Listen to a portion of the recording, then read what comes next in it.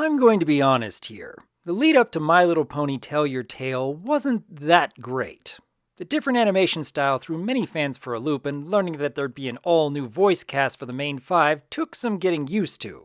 So I went into that very first 5-minute episode tempering my expectations, not hoping for anything grand and thinking maybe it could give me a laugh or two.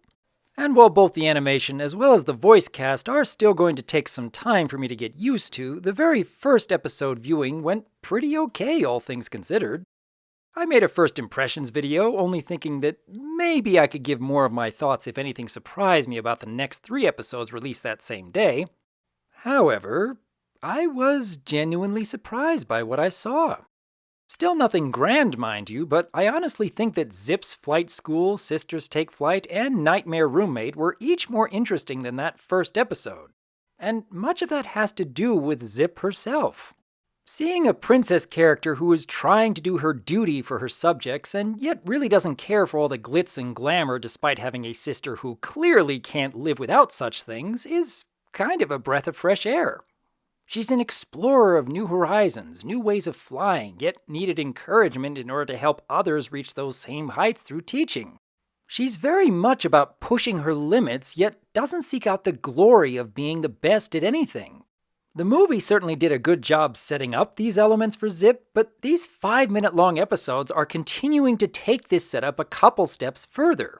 And yeah, that actually surprised me, since I was fully expecting this YouTube series to be almost entirely focused on quick gags and very light on story.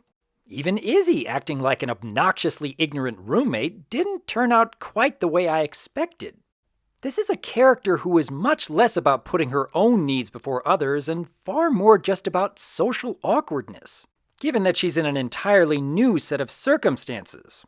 And yeah, I actually like the direction the MLP staff are taking with both these characters thus far. This is still a series which needs to tell its stories in 5-minute-long segments, but it's not as shallow as fans were thinking it'd be. Simple and very quick to the point, certainly, but better than I would have expected. And now I'm actually looking forward to seeing what else is in store for these characters. What do each of you think, though?